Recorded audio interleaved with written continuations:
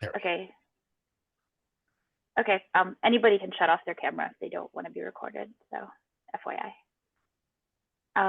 Yeah. So today's February 15th, the SIG Architecture Enhancement Subproject meeting. I'm Kirsten Garrison, your host, and yeah, I guess we could do brief introductions or not. It's kind of up to everybody. Okay, we don't have to. So we have the agenda. I'm sharing my screen, and there was some talk about versioning kept templates, which is something that we talked about in the past, but didn't get a lot of traction. I guess, Sriram, if you wanna, I know you put this on the thing, but you can just kick off the discussion. Yeah, so last week we had the enhancements freeze and a couple of keps where basically we had to like convey to the kep authors that they did not make the cut for the enhancement freeze, and it felt like uh, we didn't have much time for them to go through the entire thread posted by the enhancement shadows and make the relevant changes. And like some people were also not aware that their kept readme file is not up to date with the template. So yeah, in the production readiness channel, I think yeah, we had Kat had posted this particular issue, and like if we have a versioning for the template, and if we have it as a field in the kept.yaml file, uh, it will also become easier for us to figure out what the diff is that the kep authors need to make in order to make their keps like up to date with the template. Right now, we are basically going through the entire README file and like manually comparing it to the like the latest template that we have. Yeah. And my second agenda item also is related to the Oh, same we're thing. just gonna do the first one first, I think. Yeah, sure. Keep the discussion.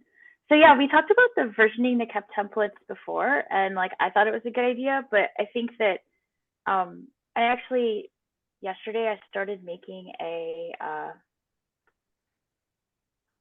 board for it. But I think it's like the one thing to remember is that we can't just like make a tool and just start putting versions on things. Like I think we have to like think through what like versioning keps really means, like how we're going to like just kind of numerically version it, and then like what the restrictions on any tool would be, you know? So it's like, is this a prospective thing? Like like because people come like you're not going to want to change every existing enhancement in the repo, so it's going to have to apply just to like the thing that's getting merged. You're probably going to want some sort of versioning in every file, not just in a kept.yaml, because it's easy to like miss a readme, et cetera, et cetera. So I actually think like it's a good idea. It's something that I really want to do, and I actually opened a board. It's private right now, but I think I can share. I can't find it. I was thinking through like what the steps were. I'm actually gonna maybe share the board just really fast. I'm gonna stop sharing this, and then I'm gonna start sharing. Bob, go ahead. Oh, as org members, we should be able to see that private board. Oh, okay, cool. I was just gonna share my screen too. The one kind I had on versioning and things like that. I think the last time we discussed how we would potentially actually implement it and like in terms of rolling it out would be like all new keps starting with like release blah would basically be need to use the version kep. Yeah. And that way you're basically not interrupting the flow of things that people have open right now. So it's only impacts like you're drafting a kep for the first time or whatever. It can also be applied to ones that have like are still pending and aren't merged yet. Yeah. But that was at least the path of least resistance that we came up with last time. Yeah, like every time you open a PR, that's when the versioning policy would apply. Except the only thing is I thought about this last night a lot, is that sometimes people go back and they need to like just like fix a cap, like they might add like a link to a feature flag or some other detail might have changed, so they need to open a pull request, and that's not really like changing the actual cap. So you want to have that like a relationship between the kept version that you're active in and the template version. So it's actually like a little more complicated than just like check the version of every kept. And that was why I kind of opened this board, where I think like there's gonna like it's something I want to do. Like I wanted to write up an enhancement just to kind of memorialize all of that kind of logic that we can then like have written down and talk about, because I do think it's like a little more complicated than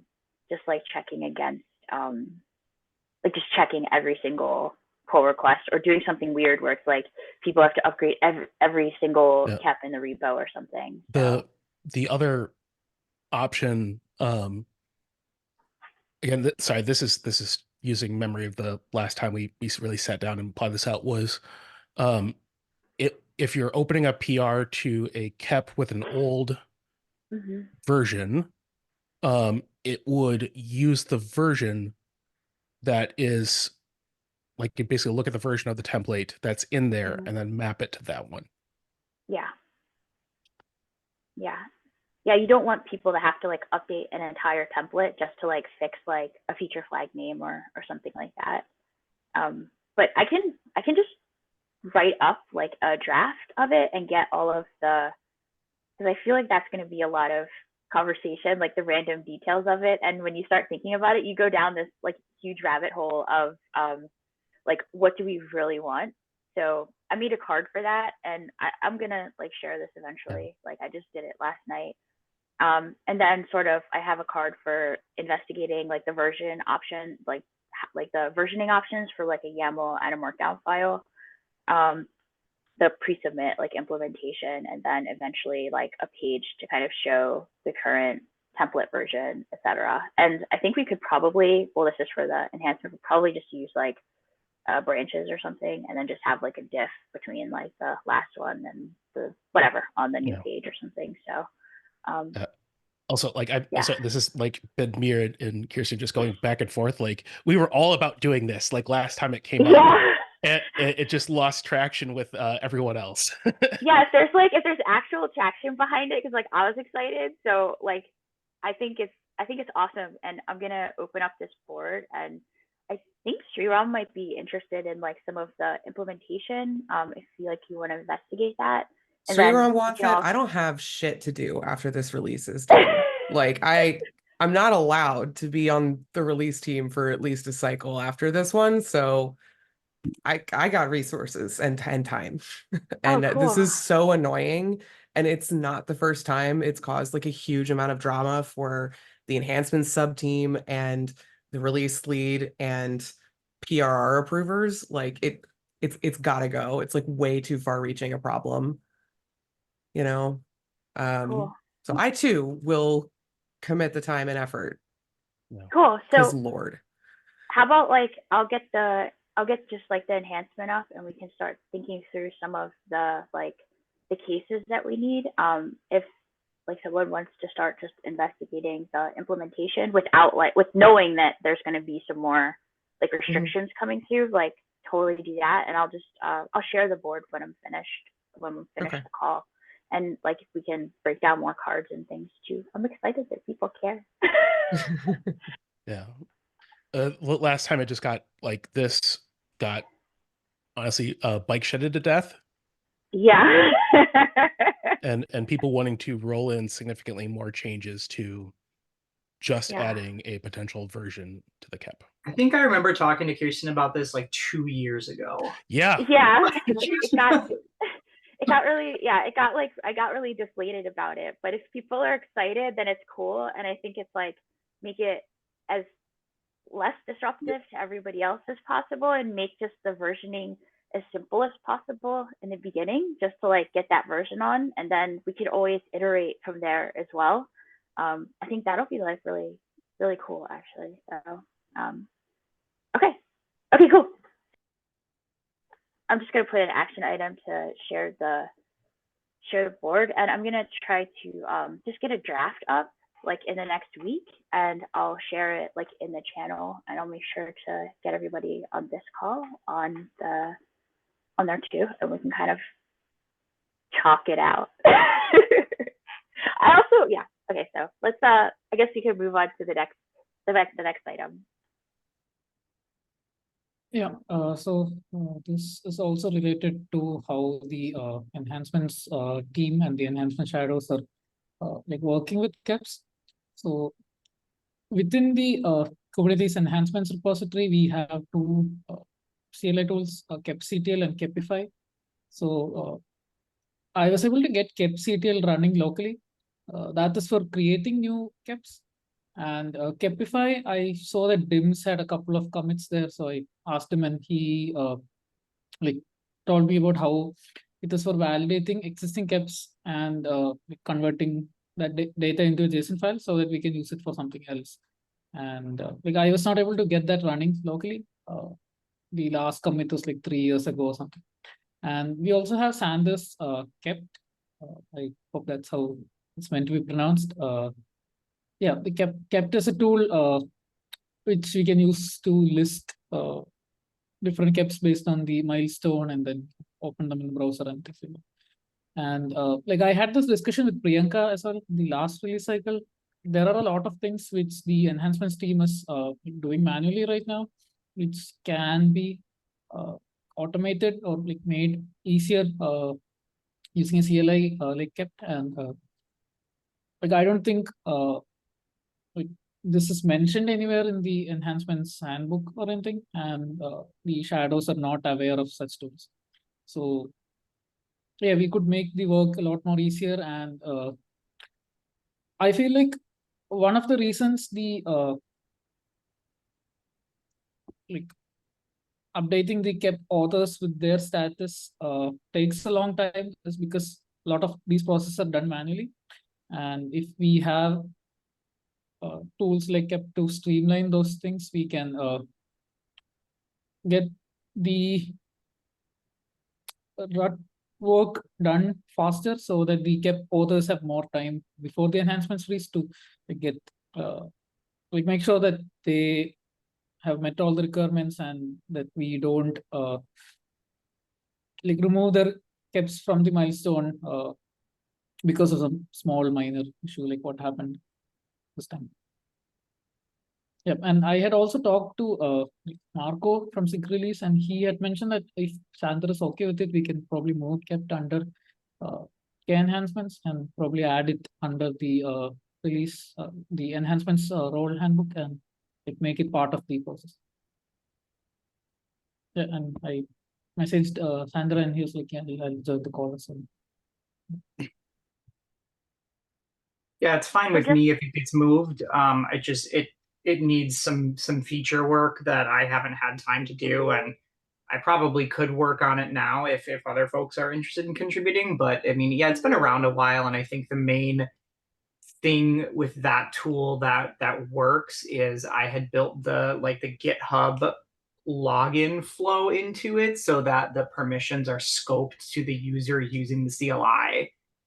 So you would do like a kept login, and it uses the GitHub device auth flow to like actually set the permissions right. But beyond that, I think there's room to like add automation there to use it to validate keps and stuff like that. It just needs someone with the will to work on it. I guess I'm wondering though, like, where do these tools just interact with like a pre-submit? Because it feels like, you know, like all of the validation could just be in a pre-submit. Like you don't really need individuals running something if you just have it running as like because like, you know, somebody's gonna run a tool just to come and tell an author a thing on a PR, and like the author could just have that information in the eventual pre-submit job, like V3 after we version the template or something. Like, and that would have to go into Prow, right? Because we don't use GitHub Actions for anything. So we do have some groups using GitHub Actions. Prow is still the preferred method. Okay. but there are parts of Kubernetes that are using actions. Could I understand that a little bit more? Like for those of us not hip to the prow versus like whatever Xander was just saying, I don't really understand. So prow is, the Kubernetes CI that's been with us for, many, many years. And it's our preferred option because it goes across, multiple cloud providers. We've invested a lot in terms of security, and just kind of like as building it as a standard. GitHub Actions are a thing, and there are people using them usually for like little small lightweight stuff, but there are a lot of foot guns with GitHub Actions.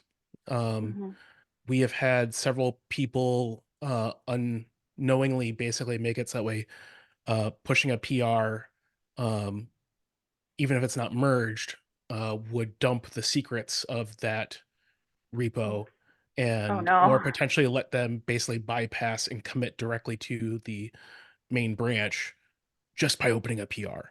Not even, again, like not even. So in general, we prefer Prow because there's a bit more guardrails around it, and it just like it integrates with all our, the label schema and all that sort of stuff.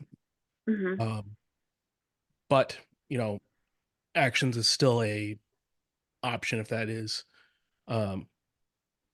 tends to work better. But is there anything stopping people from eventually, not right now, but from eventually, like if we want to have versioning, that seems like it's step one for a lot of this. And then step two is like you want to do more granular, like validation of a KEP. Like, is there anything stopping it from just being in a prow job eventually? It would probably just be again like a pre-submit job. And the actual like functionally Prow and GitHub Actions is very, very similar. It's just slightly different syntax, and there's a lot more knowledge out there for Actions. Okay. So, I don't know where that leaves us actually on this conversation.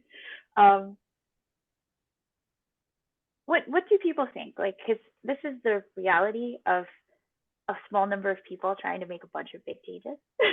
Is that like, if we want to do the versioning, like it feels like there's enough people who are interested in that to try to push it through, like in a relative, not quick, but in a nice pace. And it sounds like the CLI verification and everything, that's like a step two after the versioning. What do people think? 100% agree on that. I think going forward with any automation in the future is going to be a lot easier if there's a versioning scheme in place. Okay, so how about we like say that this is like an expansion essentially of the validation or versioning of the KEPs. I think it would also like add some kind of rules to the validation of the KEPs, like we're talking about, we have to think out all of the policy and everything of the versioning. So it feels like that is a good groundwork for the tooling. What do you think, Sriram? Yeah, I'm sorry, I was kind of distracted.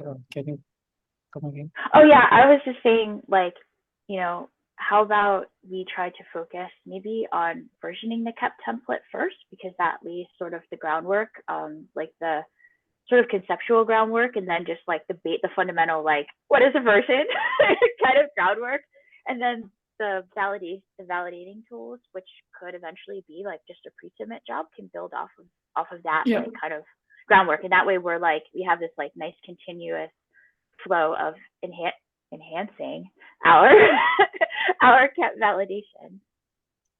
Yeah, that makes sense.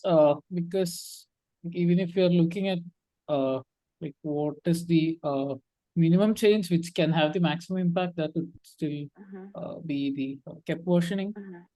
And I think the release team can still Yeah. make do without having a CLI tool. But if the Yeah. versioning is set in place, it would make their lives much more easier. The Yeah. CLI is just an add-on sort of Yeah. thing. Yeah, and anyway, Okay. we are planning to build on top of the versioning, so Yeah. yeah, we Cool. can. Okay, that sounds great. I'm excited. So I'll just write a note here.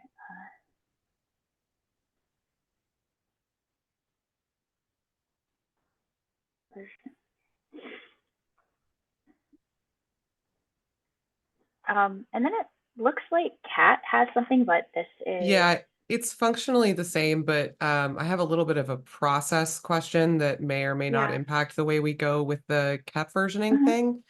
Whose responsibility is this actually? Is this an enhancements thing or a PRR thing? Because we were explicitly told by SIG release that if anybody hadn't answered that new question, Mhm. we needed to make them answer it.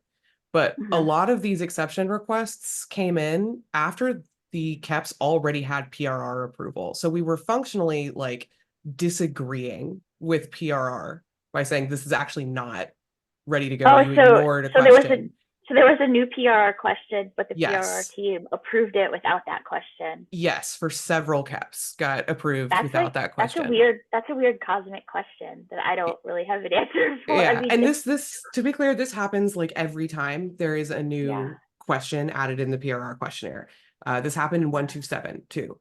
So it's like it's a regular issue, and that's my motivation behind the Yeah, yeah. versioning the CAP template, making it harder for CAP owners to miss that there's a question. But yeah, we Yeah. had like 5 or 6 exception requests, and all but one of them, I think, all but Xander's were in part you missed the scalability question. Yeah. Some Yeah, I of mean, them, that's all that was missing. some of it's like the question of, I don't know, like part of what I was thinking about for the versioning, because I was actually on the release team for like a zillion releases too, is like being able to say like this is when the template freezes. Like that's part of what I really want to get into the enhancement is like Yeah. the template is now locked down as of X date. These are the new changes as of this release. And then sending that out, not just like word of mouth, like, but making the actual announcement to everybody. Like this is the thing. These are the changes. It is expected for everybody to have these changes in their CAP template so that it's not just like an enhancement person chasing somebody about a question, but it can be broadcast a little bit more. And then also kind of making sure that like I don't know when the new question went in, but I do think that that's also like an issue. Like sometimes the template just kind of changes without It went in before this people. release started. Like we Yeah. had this discussion about it with SIG release like Yeah. 2 months ago. So like at the very Yeah. beginning of the cycle, we knew it was going to be there.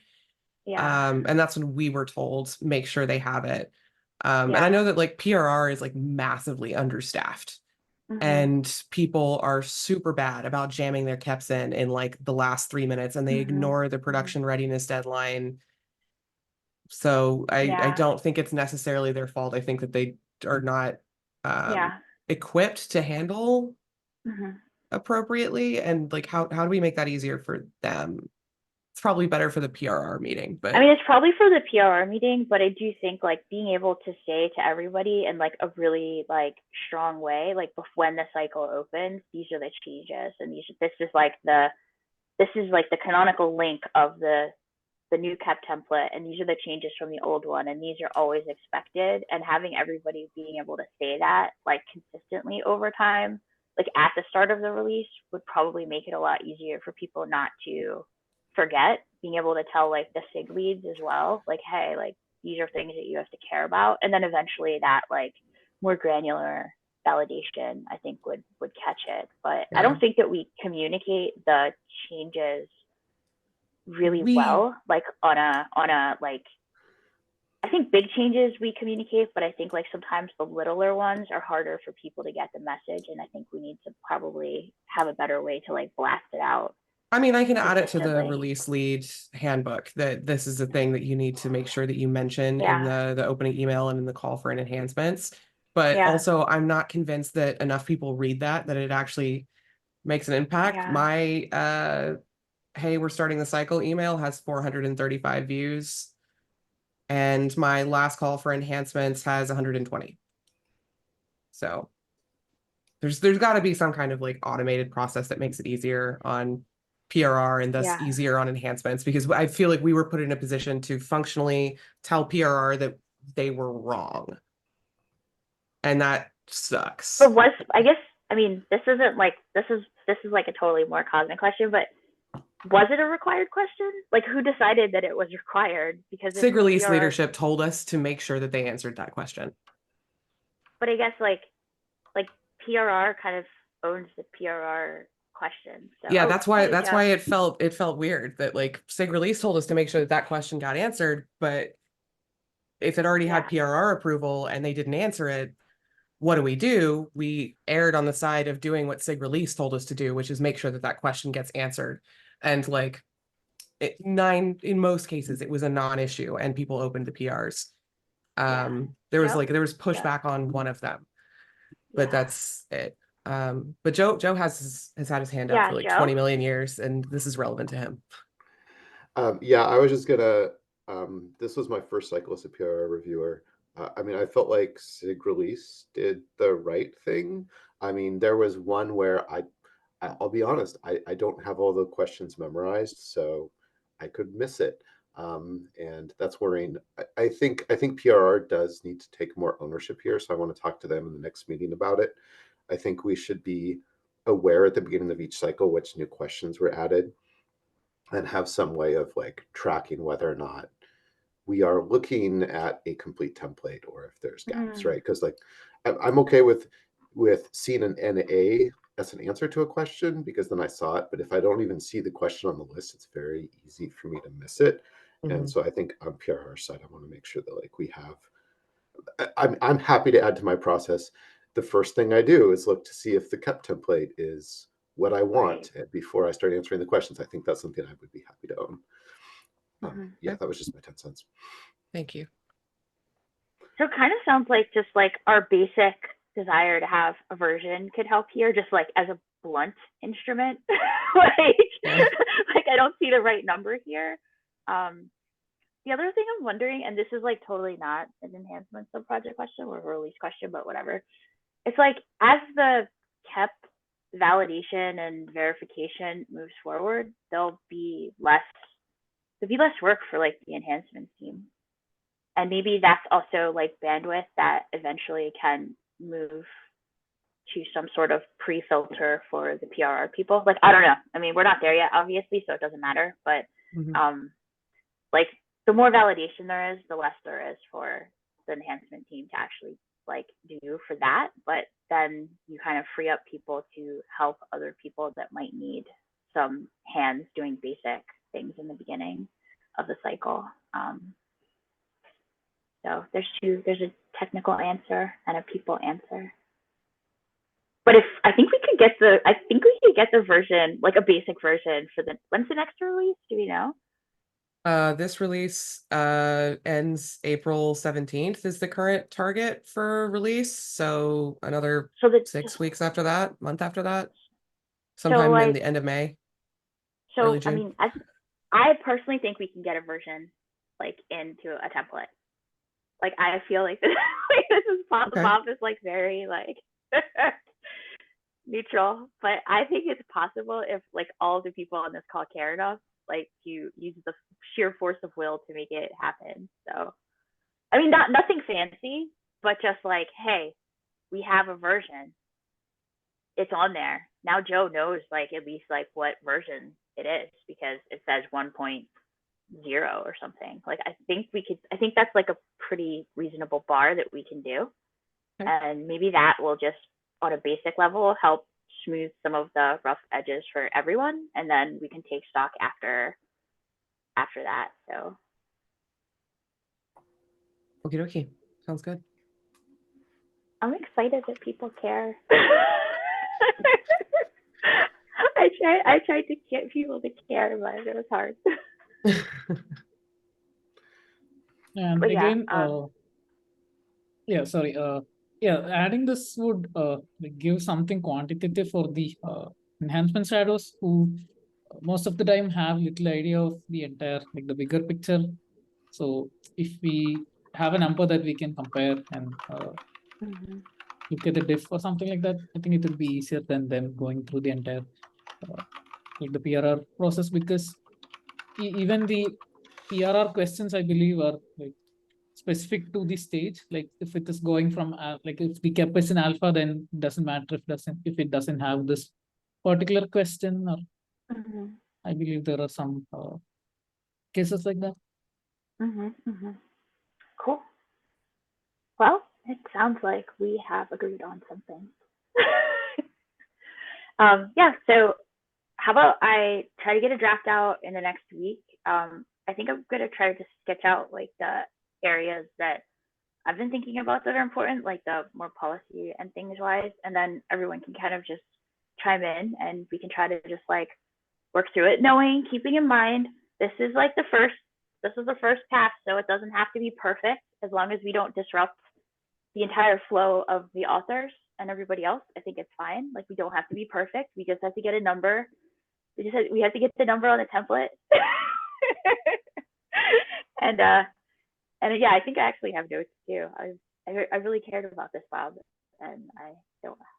But yeah. So maybe this is like a good step forward, and a lot of people feel the pain now. So this is a good way. It's a good way. Just, I mean, yeah. Woo. I'm just gonna stop babbling. Yay. And yeah, I'll share the board, and we can like break up things too that way. But yeah, were you saying something? No? Okay. Does anyone have anything else? Joe, you're here. Are you here for fun or? I was mostly here to make sure that PR communicated that we do care about the Yeah. problems that happened in this release, and we wanna help make it better. So that was my main focus for today. I mean, I do have other interests later, like talking about different kinds of caps and things, but that's why I was here today. Awesome. Yeah. So I don't know. I feel great. I'm so excited. Yeah. We just want a Also, number. That's our goal.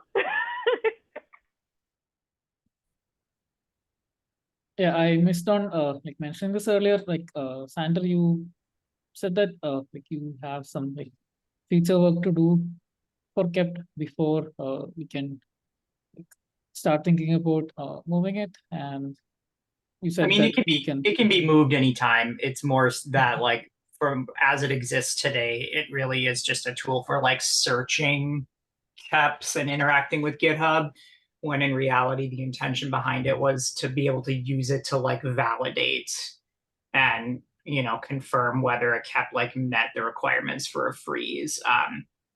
So like I mean I probably don't have time to like work on it much at all these days. So like it can move anytime. They're just gaps that need to be addressed. Yeah, and maybe some of the things that like we envision for it to Kirsten's point belong in like a proud job at some point. But yeah. Yeah, I just wanted to mention that I'm interested in taking that up. But probably have the time for that. And if you want to do any work on it, like feel free to open PRs against the existing repo. I'll review them and merge stuff as it comes in. Yeah, it doesn't like necessarily need to move to a new repo to be useful. Yeah. Awesome. Yep. Yeah, and Cool. like hearing you folks talk about how this has been discussion for like 2-3 years, I feel like that like the meme where the like the spacesuit guy is trying to shoot the other person always has been.